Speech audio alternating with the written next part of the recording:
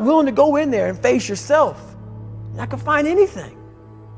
You're gonna live right here on surface, man, right here on surface. So if there is an ending to this world and there is somewhere to go and there's a judgment, you're gonna get there and you might see a chart. And that chart may tell you who the fuck you should have been. And now you get the rest of your life to think about that.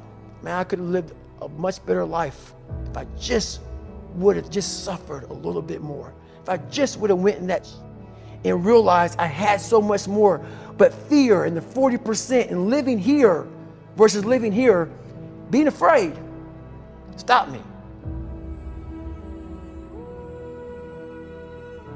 Your biggest enemy, the most important conversation you will ever have in your life is the one you have with yourself. You wake up with it, you walk around with it, you go to bed with it. Eventually, you're going to act on it, whether you're good or bad. You have to.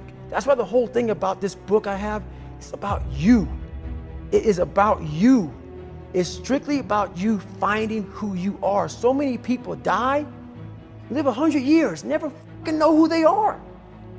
Never know who they are. You have to look in that mirror and know there's so much more in here, man.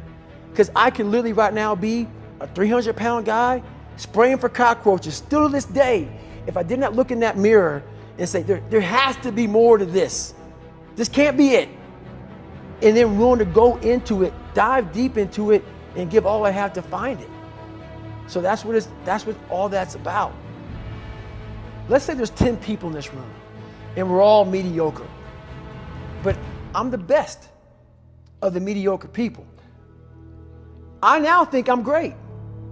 I'm great.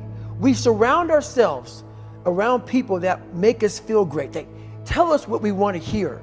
The second we put ourselves amongst the uncommon people, we don't like that feeling, that challenging feeling of that person who's waking up at 3:30 in the morning and say, hey, push your shit on, we're going for a run. We don't like that challenge. We like that person who says, hey, you know what, man, I don't feel good today, man. And they say, oh, it's okay, brother. We'll take a day off, man. We'll get a pizza and watch the game. We like that. We love that feeling. Why? Because you understand, man, we're good, bro. We don't want that motherfuckers like this. Hey, man, no, bro. Get your fucking shit on, man. Stop being a punk. We don't want that in our lives. We don't want that person who's constantly challenging our weaknesses. We want that person who's constantly, making us feel nice and good and secure in ours. That's the mediocrity of life. We want to be the best amongst the average people. People wonder, how do you stay hungry all the time? Because after I accomplish something, I don't sit back like a lot of guys who graduate buds, graduate this, graduate that. They get comfortable. They wonder why I'm getting weak, man. I don't know, I lost my edge. What's going on? Because once you hit the top of the fucking mountain, guess what happened? I'm good. I'm good, so you wonder why you're falling down now. Because once you reach the top of the mountain, you gotta build another one. That's mediocrity. There's a lot of people in mediocrity who have a nice resume, but they're one-timers, man. They hit a one-time deal, they busted it open, got a lot of money, but they're good. You're mediocre now, man. What are you fucking doing today, tomorrow, the next fucking day? That's why I don't listen to theorists. I don't listen to all that bullshit. I listen to a motherfucker who's like this, man. What's wrong, man? I'm fucking tired, dude. Why are you tired? Because tomorrow, I gotta do the fucking shit again, man. Whatever the shit is that made me fucking nauseous and sick to my stomach, it made me hurt, there's no ending. And that's the person I listen to. That's the person who's gained knowledge. You gain knowledge through suffering.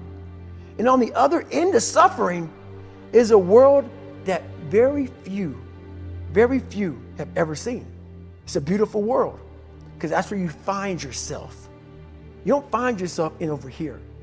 You find yourself on the other end. Like the 100-mile race I was on, I ran it for 24 hours.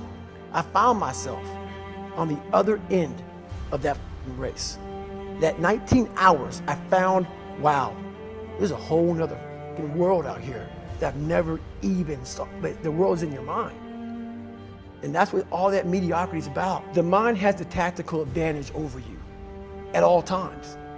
At all times of your life, the mind has a tactical advantage over you. Why is that?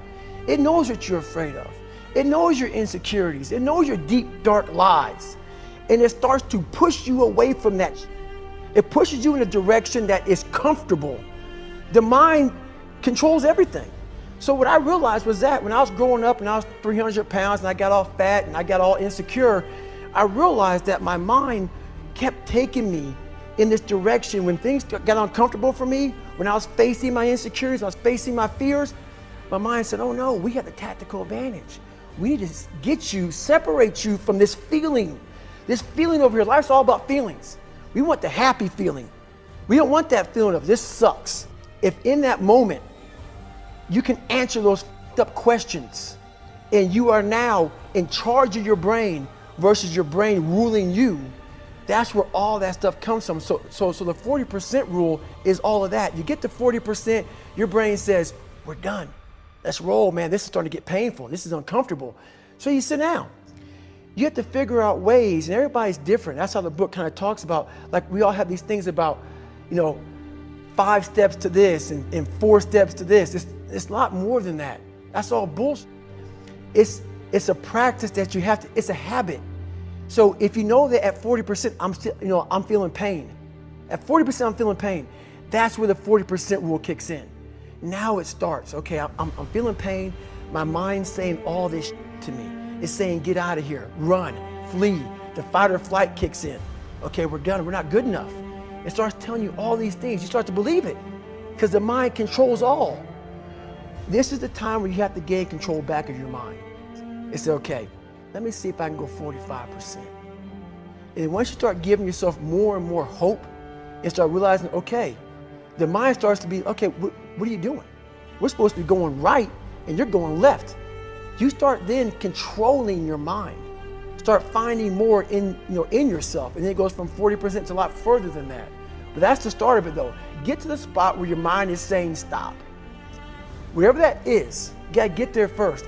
And then that's when that starts to work for you. You gotta control yourself in that moment.